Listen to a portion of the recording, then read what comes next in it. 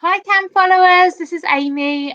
You haven't really seen much of me, but this is my second live, and Julia Robertson is joining me. She is a Galen myotherapist, but I will let her introduce herself a little bit more. I think you said introduce it. To be honest, Amy, the moment you went live, I could barely hear you. Oh, have I gone really quiet? It's gone very, very strange, but I think so. This is going to be a bit of guesswork as to what you said. You said introduce yourself, I believe. Yes, I did. Yes, I did. I can hear you now. I can hear you. Yeah.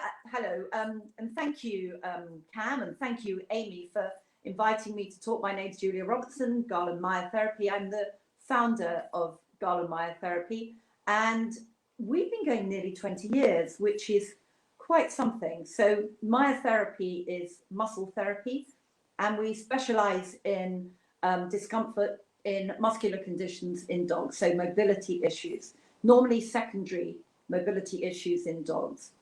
And that's basically what we do.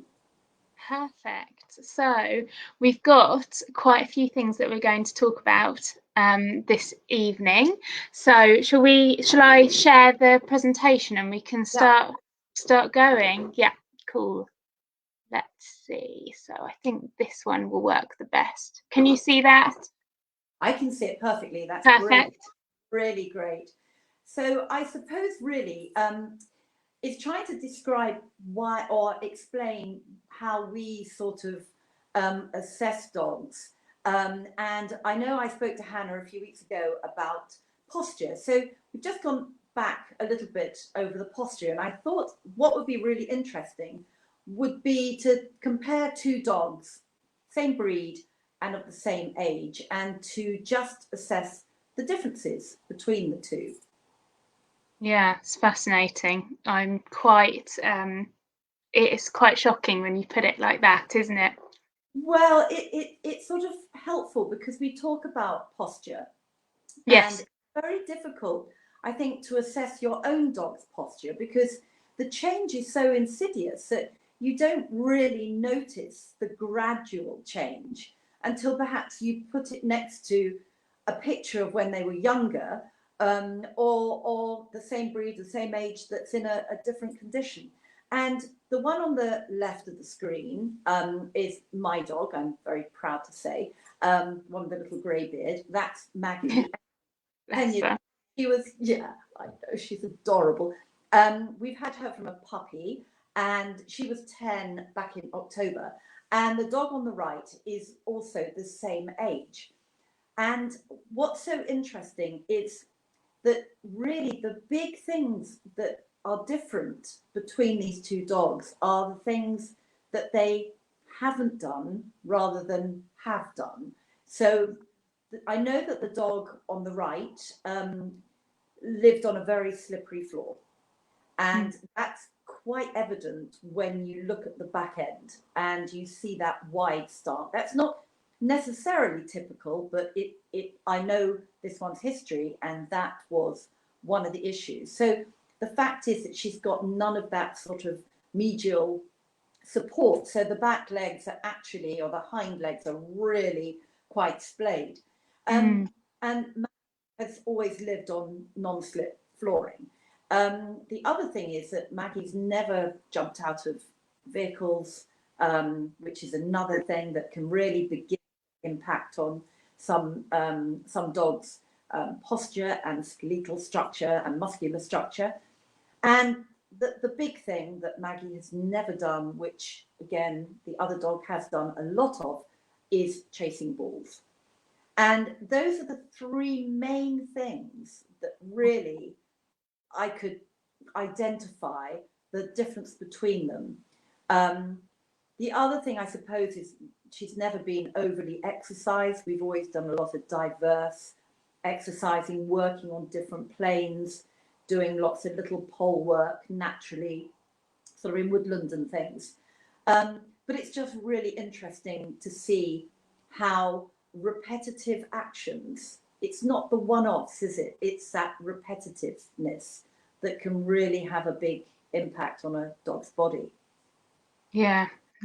And I mean, what would your normal walk with Maggie look like, just out of interest? Because I know you're saying that one of the main differences is that the flooring, you know, when you looked at both of those dogs, the main differences that you found were the flooring, fetch, and I can't remember the jumping in and out of vehicles. Yeah. But what would your sort of normal walk look like, just out of interest? I'm fascinated because I'm just thinking, gosh, I've played fetch with my dogs, and I think they love it, but I don't play with it that often, and they only have about 3 throws. But I still have done in the past when I was a lot younger. It's one of those things. They do look like they are loving it, and they are loving it, but it then becomes adrenaline driven rather than how they actually feel. But anyway, a normal walk for me and Maggie and now Tilly would be probably not much longer than half an hour for a start, but it's quite diverse. So I'm lucky I can choose where I go. So we've got woodland that we can go to, which is on very different undulating levels, and so they're walking over branches the whole time. That's what I love. So they're walking over branches, going over undulating surfaces, but also with their nose down a lot. And that is such a major thing, I think, for maintaining a dog's posture, is to naturally elongate that top line, which really helps to keep the pelvic region engaged. So everything keeps driving from the places where it should. So it's that diversity of walk, diversity of surface, walking over things, so keeping their legs moving and having to work out where to place their legs.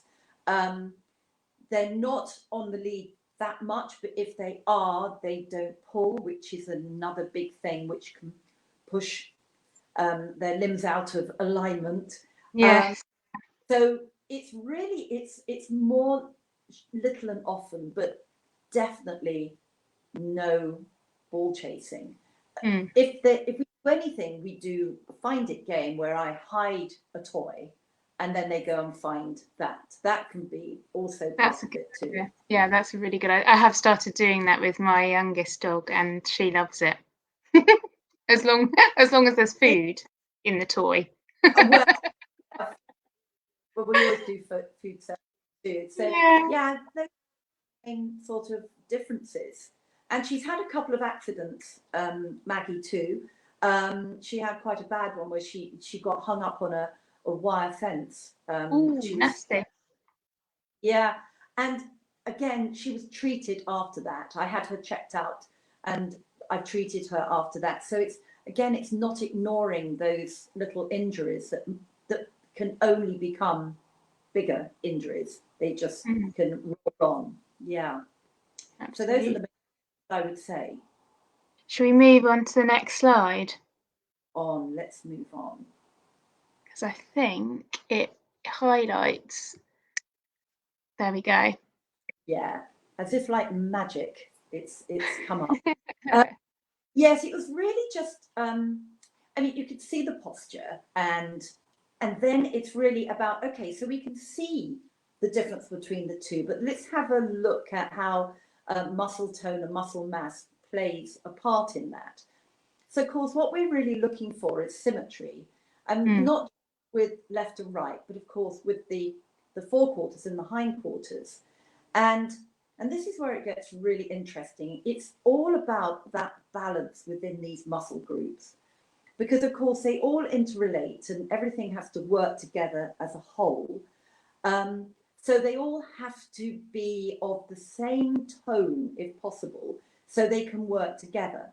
And Maggie is very important muscle group within any sort of pelvic stability. It's the gluteals and the muscles that lie beneath those gluteals, which actually help stabilize the hip.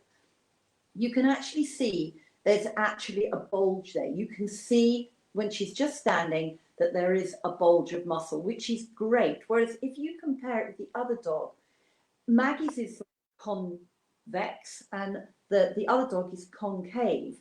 So The dog on the right, her muscles really are not activated at all because she is really dominating through her quads, which I've highlighted. You could actually see in the just in front of her femur there, the quadricep muscles and those, thank you, and the other superficial hip flexors are really overworking.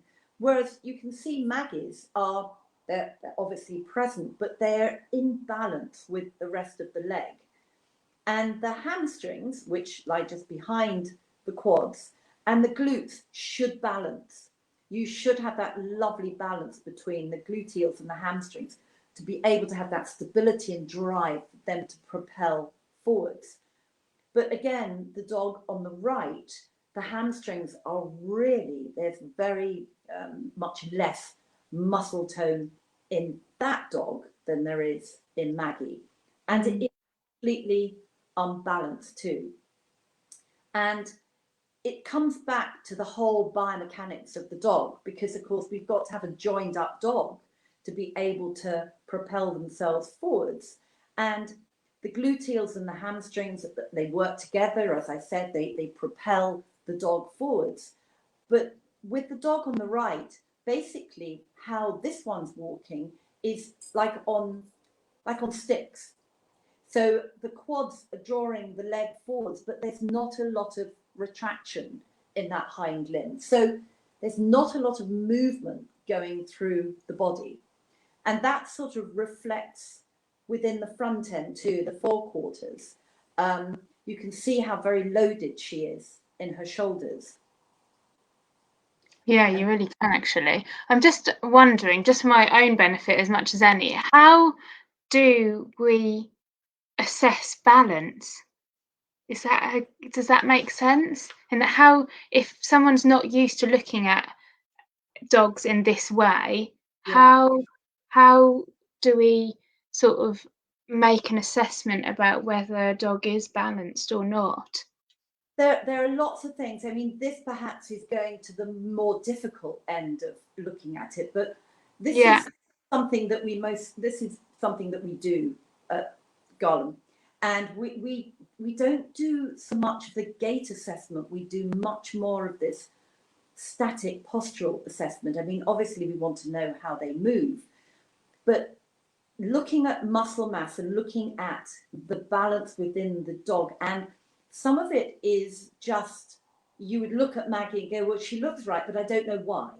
Yeah. So if we take it from that standpoint, and then we'll work on through some other slides that might just help identify different things. And really, how do you check for balance? It's a whole load of things that I know we look for that actually constitutes that balanced or imbalanced dog. But that real shift, that weight shift from the pelvic region to the forequarters that this dog on the right is really showing, you can see, I mean, I just picked out one muscle group. I mean, obviously there are a lot there, but one that perhaps people know, that really is having to overwork to really stabilize the shoulders, because of course she will be pulling through those rather than gliding.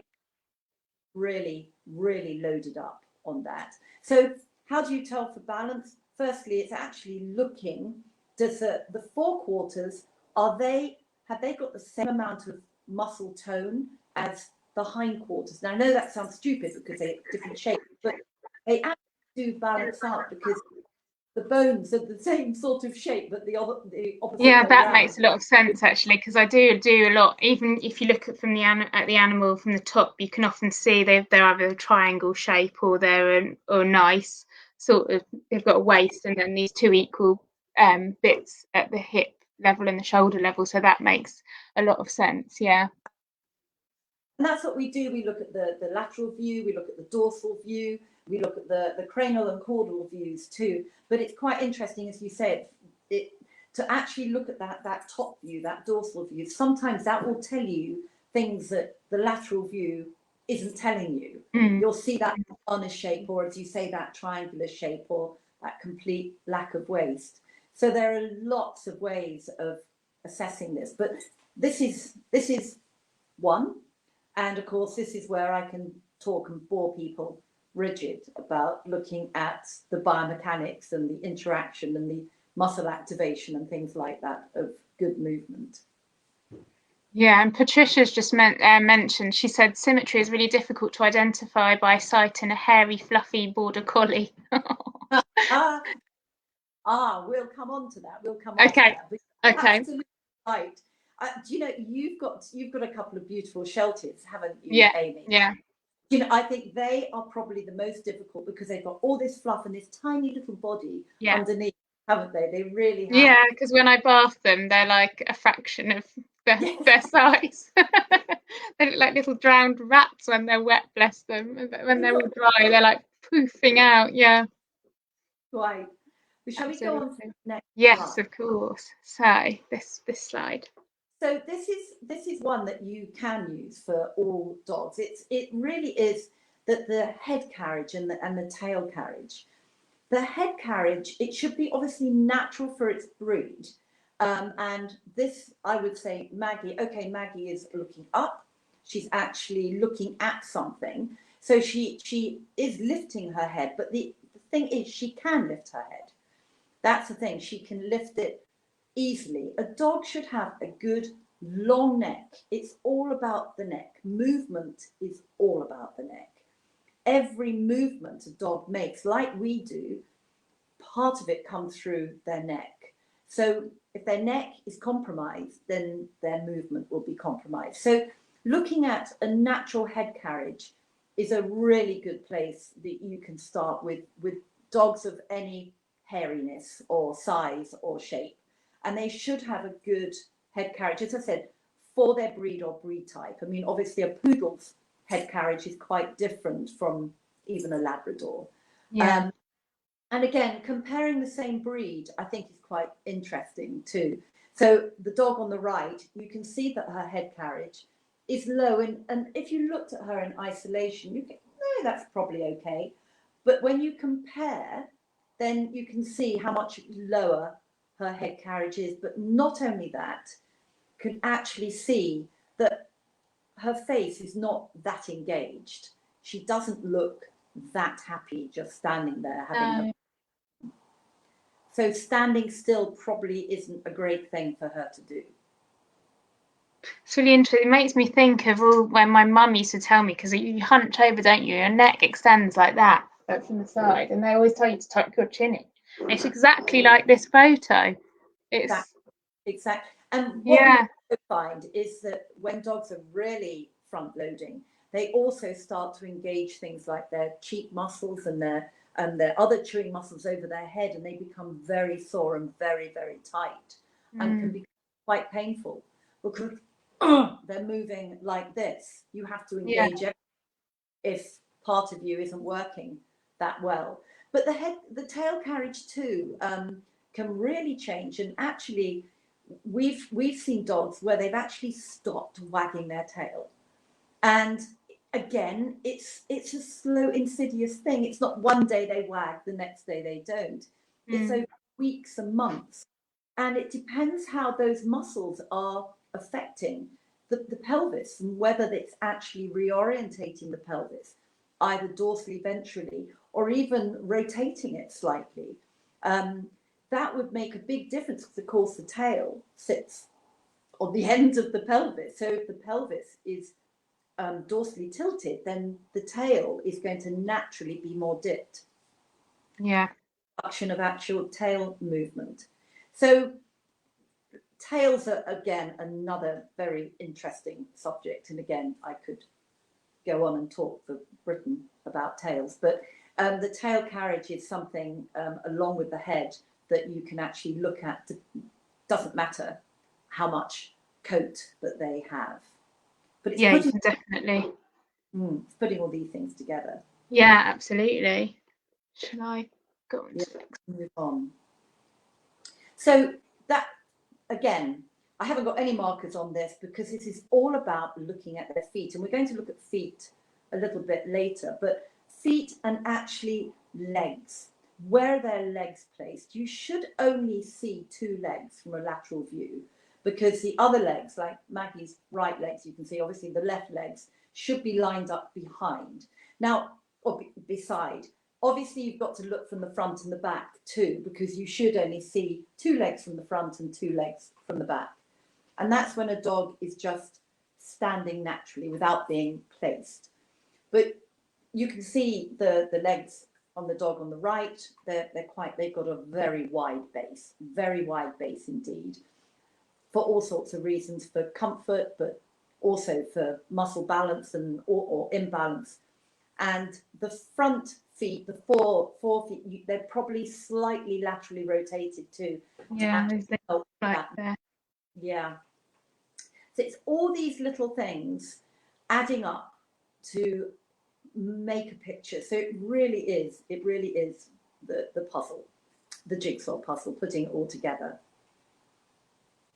So the next slide. So the coat arrangement. Yeah. Now, a lot of people know about this and know about looking at disturbed coats. I hope those red splash marks people can see. Maggie does have a little bit of coat disturbance, a bit around her shoulder, but nothing too extraordinary. Whereas, again, the dog on the right has 3, I've highlighted 3 major parts. So again, one part over the quads that we've already looked at, which are definitely overworking. So the quads are overworking and the hamstrings are underworking. And we've also identified that the gluteals aren't really the real dip where the gluteals should be sat and toned. But this is really just right over the pelvic region, over the sacroiliac region, over the sacrum. That's where you can see the most coat disturbance, which is part of that top line, that fascial top line, which is really being pulled because the dog is so unbalanced and actually pulling from all the wrong, from a wrong perspective. And then, of course, you've got the shoulder overloading. And again, we know that that's the compensating or adapting from the weakness, let's call it the weakness from the pelvic region. Yes, I mean, do we know why that? Is it just the fascia just tensing up and it just alters the way the skin sits? Do we know why that happens? I assume because it does tend to go in those functional lines. Must be that. I mean, the only way to really identify, I suppose, is to be able to look underneath. But the coat disturbance and coat arrangement, rearrangement like that, if you lift the skin over those areas, it doesn't tend to feel particularly healthy. So it can tent like a dehydrated dog. Yeah. Or it can be very, very tight or very uncomfortable for the dog to actually lift the skin. So that's the only way that I sort of identify whether Yeah. reason. I think it's got to be those fascial lines. It Yeah. makes sense. Yeah. Because if the skin is tense, and of course those hair bulbs are going to they ruffle up, don't they? Yeah, exactly. And I presume that would be reversible with sort of massage and exercise, as long as it hasn't got to a point where it's completely sort of seized up. That would be difficult to completely reverse. Okay. Right, but you could definitely see differences. Maggie's small amount around her neck. That can change, and that can change in orientation too. So it's very interesting, these things. I think we've got to be realistic in how much we can change things, but the whole what we look for are more, I mean, yeah, of course we're looking for mobility improvement and everything, but we tend to look more on the behaviour, the changes in behaviour. Basically seeing a dog that's not quite so happy and animated into one that is more animated and wants to more and play more and things like that. These are just really good indicators, I think, to show what's going on. Yeah. Great. So moving on to this guy. Yeah, this guy. Well, I put this guy up last time. sadly a little bit typical for some German Shepherds. And I mean, his posture is quite obviously not great, and very, very weak through the pelvic region. And you can see there's very little hamstring development there. And again, he's got a little bit too much superficial hip flexor quad action going on. But you can see that real dip in his pelvis, that real roaching and dip. At this bit Yeah, here. absolutely. Yeah. And of course, his stance is that he's almost down on his plantar surfaces of his hind legs. Point these out just in case people don't know what the. So we're talking about this bit. Yes. Here I mean, and that's a human foot, isn't it? I mean, that's a human. Yeah. And of course, dogs should be able, when they're running, they do almost go down on that full plantar surface, don't they, when they're running and springing off. But when they're standing, they should be able to stand on their toes, or on our equivalent toes, which of course this guy can't. And of course, everything is shifted forwards on him. And of course, he's got the very low head carriage too, and the overloaded front. Yeah, that's and then this is the top view of the same dog, is that right? Yeah. Dorsal view of the same dog. And what was so interesting here, we were looking at the coat disturbance. So you can see the coat disturbance over the shoulders, very, very evident, and we could see it from the lateral view too. But then you're looking down his sort of lower thoracic and lumbar and into his pelvic region, it looks really smooth. So it looks really like, oh, there's nothing going on there. That's good news. But in my world, I would say that is bad news, because it looks like there's no drive going through that region at all. So all the drive is coming direct from the legs. So there's no real tension there, because all the load and tension is coming straight from the legs, and predominantly from the thoracic region, the thoracic limbs and neck, of course. You can see how huge his neck is. Yeah, it's really huge, isn't it? Large as his shoulders, and of course, yeah, neck is so compromised that that's going to really, really hinder his action. So for a dog like this, if we were seeing a dog like this, we would be not so, I mean, obviously would be concerned about the pelvic region, but really we're much more concentrating on trying to get the neck to elongate, more mobility in the neck, because that will give him more power and engagement to the back end rather than working on the back end. So it's just trying to unwind him a bit. Yeah, poor guy. Yeah. Then we look at his feet. Because a few people mentioned feet in the comments, so that they'll, this is really good. Well, to be honest, when you've got a dog that's got four corners, four legs, four corners, anything that's going on in the body is going to reflect through the feet to the feet. So the feet is something we've really got to look at. So not just the placement of the feet, but the length of the nails, the orientation of the feet, what the toes are doing. All of that will definitely tell you where the weight distribution is on this dog. Now, this is the same German Shepherd. So we've obviously got the hind legs on the left and the forelimbs on the right. And I think you can probably see that his left hind is really placed on the ground, probably more than the right. That looks quite laterally rotated, the right. And then if you take that diagonal to the left fore, that foot is really flat on the ground. So I would say that his left forelimb is really taking a lot of the load, a huge amount, because the right hind is possibly the weaker of the two. So it's that diagonal that's really working hard, but quite honestly, both diagonals are working pretty hard. But there's always going to be one that is slightly working less or working more, so overload, than the other. And you can see that when you look at the feet in isolation. And this is why I think photos make such a good guide for assessment because you can study them. Whereas a gait, yes, you can definitely see movement, and we look at videos and we look at moving, obviously gait and movement, but it's not until you actually look at that static form and how a dog is loading that you can really pinpoint where they are actually putting their weight and placing their weight, and prioritizing where to put their weight and their load. Yeah, it's true. So I think we've got another example after this in a different breed. Yeah. Yes, I don't really know what this dog's actually from China. And this little dog, he's doing something quite different because, as I think you mentioned earlier, he looks like a ballerina. He really does. He really, I mean, he's so upright, isn't he, through his pelvic region.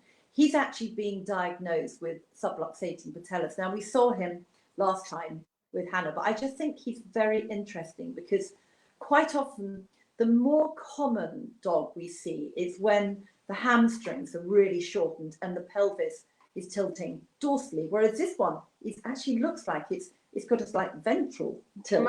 Isn't it? Yeah. So actually, so it's like that angle, isn't it? Exactly. Yeah. And he looks like he's trying to take the weight off his knees. And his quads, again, are really, really dominant over his whole pelvic region. But again, if we perhaps go on to the next slide, we can see his feet and his legs. And again, you look at his body and initially you go, eh, but then you look at his feet and go, okay. So we've got his hind limbs on the right, which seems the wrong way around, sorry guys, and forelimbs on the left. And again, when you're looking, it's great to have a picture like this. So if you look at the hind limbs, now obviously they've got this lateral orientation again, but because they're taken on a flat surface, on the right, his left hind limb, so the right one on the screen, you can actually see more pad lifted than the actual left. So again, it's how much pad you can see. So you can see how much load they're putting through on which of those toes of the feet, which also can, a small amount of weight shift through their feet, of course, can mean a huge difference of what's going on more distal to that. So, as I said, we assess these in very fine detail, but the more you see, the more posture and any adaptation or compensation or issues become clearer. Absolutely. And Lisa's written a question that goes together with this. She said, what causes lateral hind limb rotation?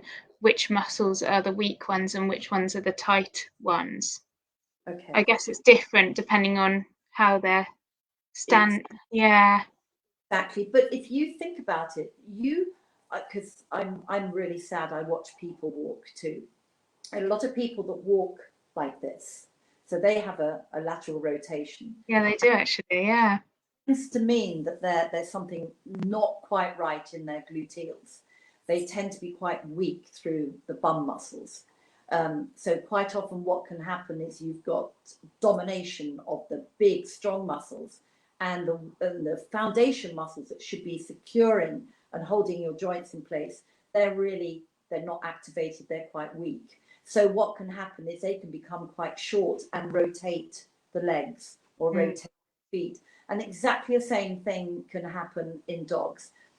The stability comes from the gluteal and the gluteal region, but also you've got to remember that there are other muscles that are stabilizing that limb, like the adductors, which of course are the ones that really suffer badly on slippery floors when dogs and puppies are abducting. And then of course you've got the balance with the hamstrings. So it depends really. It depends which muscles become deactivated and which ones become dominant. Yeah, absolutely. And then I was fascinated, and I'm going to ask you the question again because I felt like it just clicked something into place for me about how the back feet can then influence the position of the front feet and make this sort of, well, we would call it valgus, but this first position, like a ballerina, where their toes are pointing out to the sides of them, become more pronounced. Exactly. As in this little dog here. Yeah. This dog it's not the breed with the valgus legs like my little Jack Russell. What can happen is, and of course it's different with every dog, but there are general sort of incidences that become common. And the common incidence is when there's a weakness or instability in the hind quarters, or it could be in the lumbar, lower lumbar, it could be anywhere within that pelvic region. And the dog is finding it difficult to push themselves up or propel themselves along. So of course they become front end loaded, and we know that. But to get themselves up from a down position, if they're so loaded, they have to use everything they can.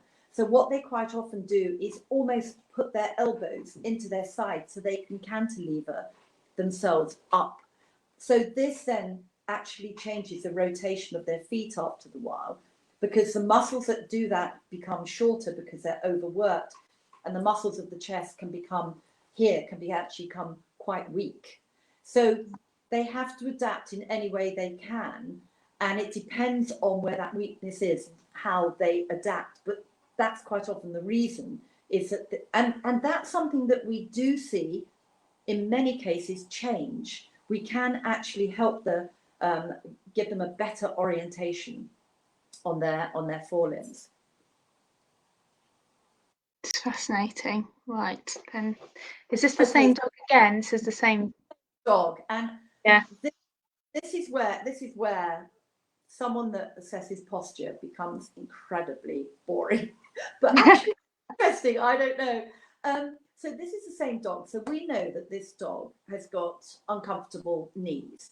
So like dogs with uncomfortable knees, they find them difficult to flex. So he has to actually lie with extended legs, because he can't actually lie down like a dog would normally in its sort of the Sphinx perspective, or even lie down with them very slightly flexed. Poor guy has to keep them fully extended. So if you lie down with fully extended legs and you try and sit up to be part of what's going on, you will have no balance. So the only way he can actually do that is bring one arm underneath, because the other way to do it would be to put his elbows wide apart. But he actually has got a very, very tight pectoral muscles. So they're holding everything in, because he's used that sort of mechanism to actually pull himself up. So he can't have the wide stance that some dogs do. So he has to shorten that. So he puts one arm underneath, and then the only other way to do it, to balance himself, is put his other leg over the top. And that's the way that he can actually sit up and be part of what's going on, but in the lying down position. So there's nothing, something like that is not accidental. That's how they have to, or find it more comfortable to position themselves. So it's all these little things that we look at and ask for when we're about to treat a dog. We like to have these as an assessment before we see a dog, so we've got a bit of an idea of maybe what is going on. Oh, that's interesting. So you get people to take photos in different positions to send you ahead of their appointment? Yes, absolutely, and it's something we're doing more and more now, and in fact it's now something that we've incorporated within our diploma, the actual postural assessment, because it's something that we really feel that we've honed now, and it's a vital part of understanding what's happening with the dog, because we basically try and work at unwinding them. So we don't treat the painful bits, we try and unwind them so the more uncomfortable bits become more comfortable and more mobile.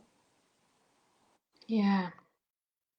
So here's the next one. Well, it's just an excuse to put my puppy up, really. I haven't a picture at all. My goodness, that was back in the summer. And I mean, she's nearly a year now. I can't believe. Was she really a puppy? No, there is a reason for that. we were actually looking at posture, but I know that there was a lot of interest in, okay, so people have an idea about what we do, as in we're hands-on, we use specialized massage techniques, but it's more about how we assess the dog. So that makes the treatment very different. But the big thing is what do we do post-treatment and what do we recommend for people? And I mean, okay, Tilly's a puppy, and I've just actually in the last throes of writing a puppy book, puppy development. And I'm looking forward to reading it. So am I. Looking forward to finishing. It's been great fun doing it. But it's all about using these natural things that dogs do. And sometimes we forget how important they are because, for instance, we don't have this amazing superpower of a nose. We forget how important it is for the dog. But actually, for any dog, any age, to get their nose on the ground or near the ground is such a great biomechanical activity. And it's a really good rehab activity. It's a really good development activity to just walk with their nose on the ground. It is a fantastic thing to do because when their head's down, they naturally engage their pelvic region. So it really does give those muscles a bit of a wake-up call and say, now, come on, you've got to work. Because when the head is up, naturally, they are not as engaged as when the head is down. And that's all those fascial functional lines and all of that combination of biomechanics. So scenting is just, it's so good for them mentally, but it is so good for them physically as well. So did I get away with that for an excuse? No, I'm just thinking about, actually, it's pretty much like my yoga practice when you do the downward dog and it stretches it all out, doesn't it? Absolutely. Yeah. Well, another one of our rehab exercises, because we also now are incorporating the rehab exercises within the diploma.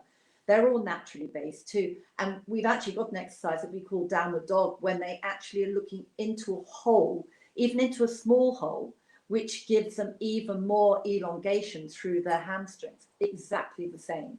Yeah. Downward dog. Yeah. Yeah. There you go. So I need to pick a side, don't I? There we go. Yeah.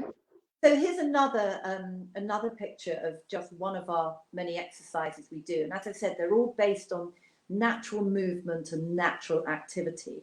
So we've made a bit of a leap from looking at posture to looking at exercises, but I suppose it's what we do before a treatment and then what we do after a treatment. And so we recommend different exercises for different things, but I think this exercise is just wonderful, and it doesn't need to be plastic poles. It can be anything. I mean, you obviously use twigs, sticks. You don't even need to use it. You can go into a woodland and it'll be there for you, your natural exercise area. And basically what this is doing, we call this messy poles, and it's exactly that. But it encourages the dog to be aware of where all their feet are. So they very naturally and very safely pick up their feet and place them in between all the poles. And if they don't manage it, they just roll off the pole. So it's not dangerous in any way, but it is a way of getting them to re-engage if we're trying to get them back into a more mobile state, or if they're a young dog, to get them to actually train and condition their neural pathways and all their muscles and get all the fascia and everything all connected through this very simple but really effective exercise. Yeah, I've got some. I think what we'll do is I'll come back to the questions because I've got quite a few questions popping up. So let's go on to the next slide, and then I think are they going to be questions that I'm going to say, oh, I've run out of time now? There's quite a lot of questions to do with elevated feeders or scatter feeding, but I'll go. I think they're really relevant. Go to the end before we answer that. Yeah, absolutely. Yeah. Yeah. Inside knowledge there going on. Yeah. Really, really simple, but horizontal poles. there is so much you can do with them. Now, what we're not doing here is trying to establish a stride. What we're trying to do is just establish good movement through that stride. So something as low as these poles, it can actually start to engage and encourage that pelvic region just to go through the natural movement of those joints, which can help free the dog up as long as they've got a natural or elongated neck and head carriage. That is critical, again, for that activation and that elongation, to get that drive going all through the body. So something as simple as this can have such an incredible effect. I know I saw a dog once. I couldn't go anywhere near this dog's pelvic region, nowhere near. Very happy with neck, thoracic region, could not go anywhere below the lumbar. So I sent them back, and they just did this very quietly. These just going over some poles, a couple of times a day, 4 or 5 poles, just in that sort of position. I saw the dog 10 days later, and he actually allowed me and encouraged me to work over his pelvic region. It just unwound him sufficiently to be able to then actually do some hands-on work on that region. Wow. It was quite profound. It was, yeah. Yeah, that's really quite amazing how one simple exercise can make such a significant difference. And Rose has made a very good point, which is what I was thinking at the time, so I'll ask as well on my behalf as well. Rose says, how do you set up the poles correctly? Is there a specific distance that they should be apart? Okay, so every exercise is specific for each dog, but what you're trying to do with this is the pole distance is right if the dog's posture and their position and their gait improves. So if it improves that dog's posture and gait, then it's the right position. So these poles, sometimes they're really, really close. Sometimes they need one stride in between. So it's quite specific, but the big thing is that they've got to do it very slowly. So they've got to do it at a walk, but it's all about the head carriage. But all our exercises, all our rehab exercises are based on what a dog would naturally do. So they would naturally be picking their way over fallen branches, around different terrain. So it's all based on what their natural movement patterns should be to try and re-establish those. Okay, so this is the one that's made me gasp. Yes. Okay, so this is a split picture. It doesn't actually look that split. This is the same puppy, and on the left you can see the puppy is being fed on a non-slip floor, but on the right you can see that the puppy is being fed on a slippery floor. And when I saw these two pictures, I was just astounded at the postural difference.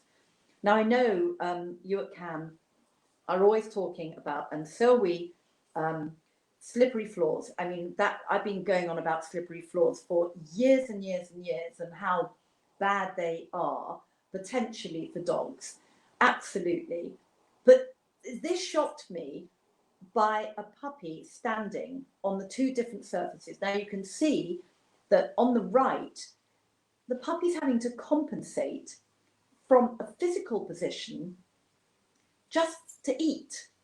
And if they're doing that twice a day, that is a huge change of posture and repetitiveness. So you can see how much wider this puppy's standing through the pelvic region. Now what this puppy's having to do, now that yellow line through the middle is actually highlighting the deep hip flexor, which is the psoas iliopsoas. And that muscle is having to work to actually hold that position. I mean, other muscles too. And that muscle is a major postural muscle. You do not want shortening through that muscle, because that muscle allows the extension and the drive. And the arrow I've put is pretty much where the insertion of that muscle is. It's just on that lower thoracic.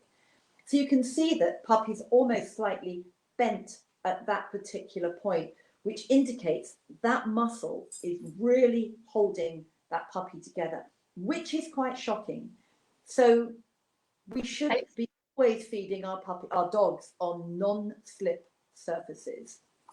And that really actually rounds off the presentation quite nicely, because if you compare that puppy that's on the slippy floor to the 10-year-old dog that's not Maggie, you can see how suddenly the roaching of the back, and how that, you know, this could contribute actually to a chronic shortening of those muscles that then brings that pelvis into more of this position rather than a nice flat position.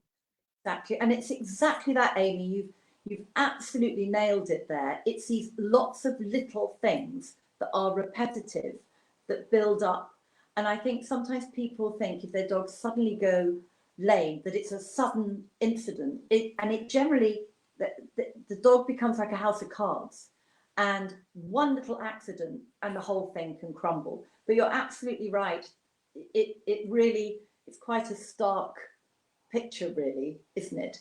And Yeah. someone lifting food bowls, and again, I would say start with, if you're going to, a carpal height is quite good to start, and it's all about, again, have So that that is of, this height for people who don't know what, just because carpal's a technical term, I'm just going to sort of point that out to about there, isn't it?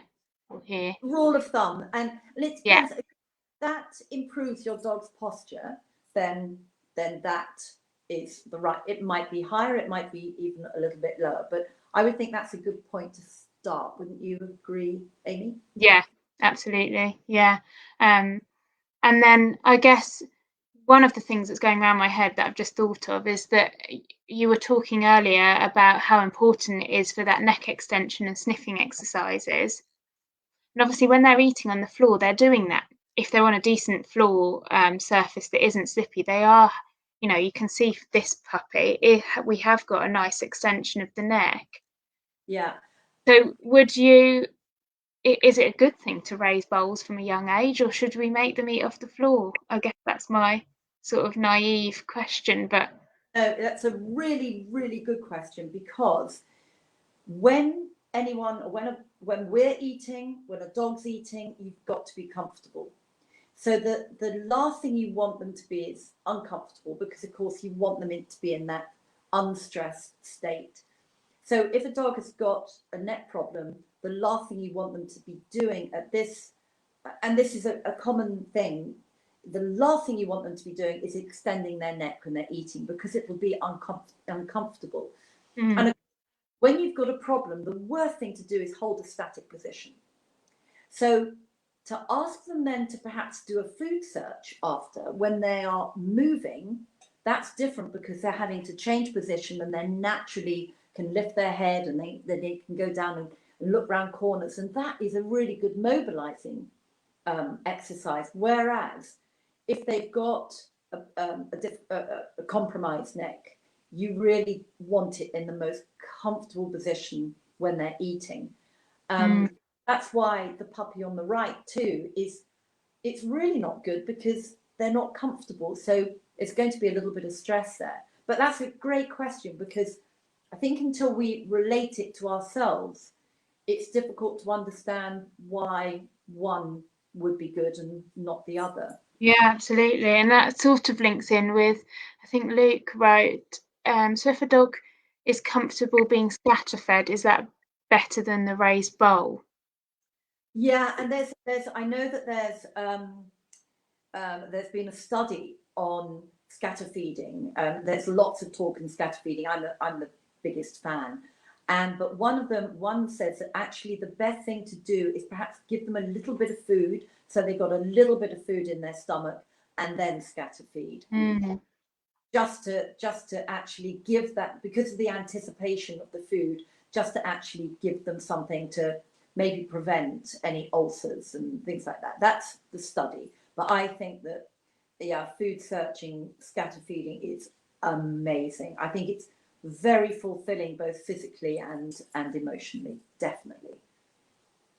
Absolutely. I mean, I fed Rona on a snuffle mat only, probably for the first 6 months of her life, because I wasn't really exercising her as much because I was worried about growth plates and all the bone things that can happen when you over-exercise a puppy. So I did a lot of active feeding, and I think, well, she did enjoy it. Oh, it's wonderful. I mean, yeah, and Tilly has, that was one of her first bit of vocabulary she learnt was sort of food search. Bless her. Yeah, it's a wonderful, it's a really positive thing, really is. And what I love about it too, we've done it. Do you remember the days when you could all meet up with people? Do you remember Yes, those days. when people brought their dogs too? We've had scatter feeding with about 8 dogs, 10 dogs that don't know each other. And Mm. the thing is, if you put all bowls down, there'd probably be a big bundle.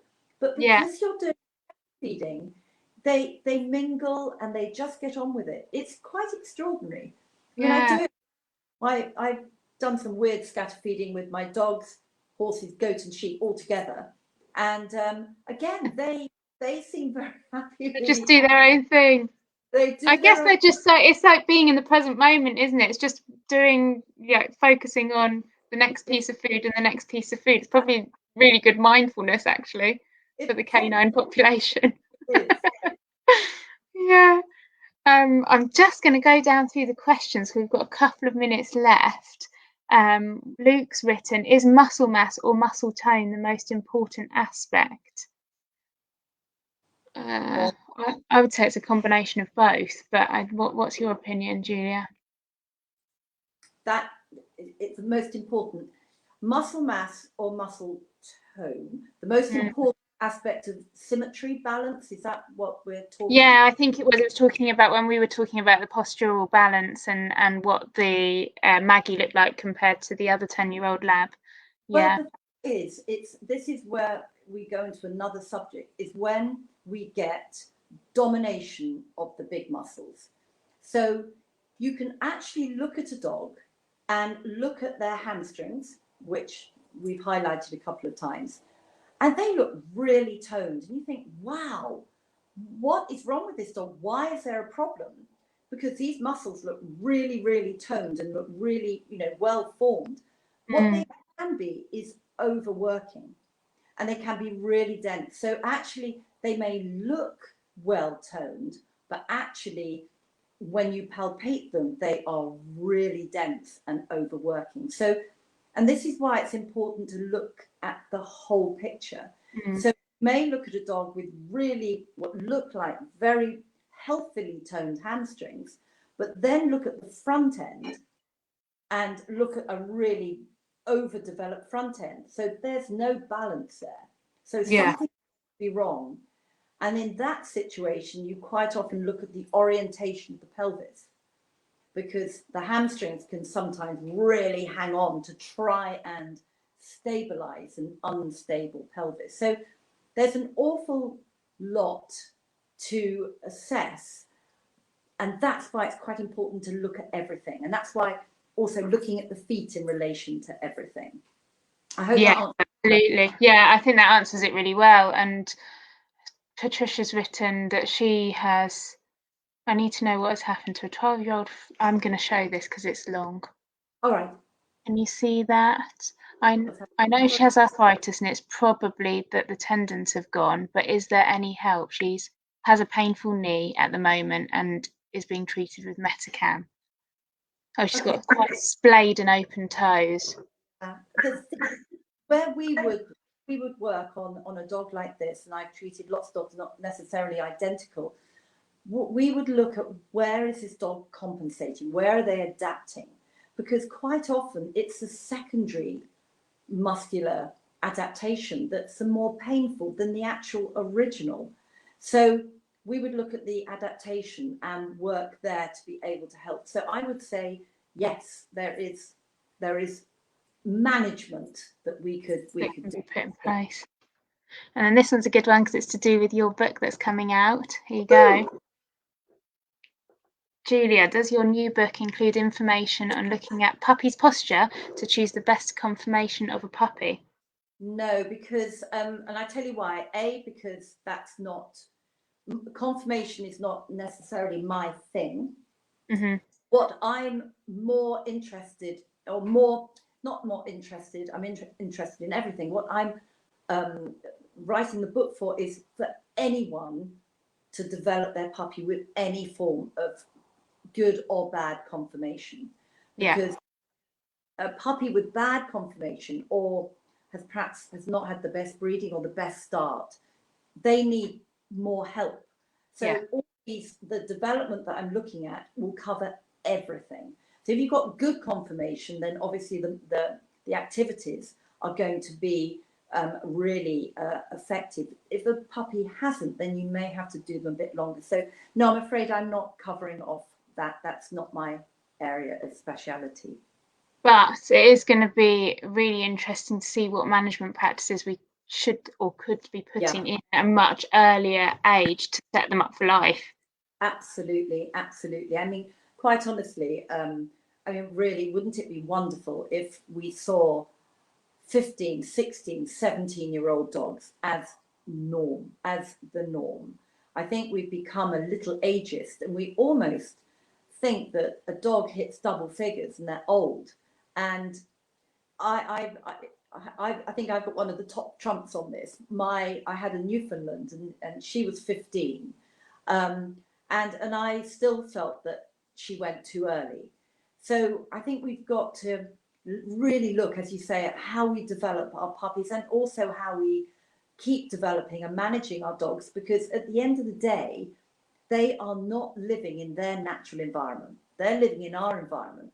So it's up to us to help them adapt, and we've got to adapt our homes so they can live in them with us. It's not a natural place for them to live. So we've got to make the changes. Absolutely. Yeah. It's been great, and it's been really, really helpful actually, and just small things that are really achievable to do in your home environment that can really make a significant difference over time. Completely. And just these little exercise patterns, like putting, asking dogs to just walk over little twigs and find their way through sort of, I mean, enriched environments, we do this a lot, are just fantastic for dogs of all ages. And it gets them moving differently, because dogs lose a lot of their functional movement because they're generally going in straight lines. And for Yeah. anyone that does Pilates, we know all about these cross-lateral movements, and all of these things are just so important to health and balance of our body. Yeah, well, that's our time. So thank you, Julia, so much. It has been incredibly informative. I've learnt a lot, and there's a lot of lovely comments. Everyone saying how much that they really enjoyed your explanations and your presentation.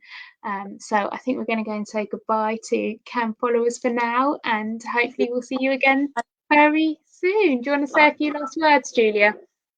I beg your pardon, sorry, I was talking If over you you. want to say a few last words, sorry. I'd just love to thank Cam again for inviting me to talk. It's such an amazing organisation. What you do and how you help people is just fantastic.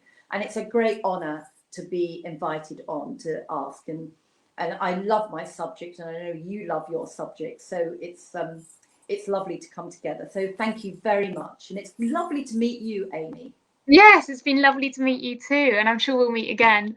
I hope so. But thank you so much for. All right. Yeah. Bye, Cam followers. See Bye you bye. soon. Bye bye.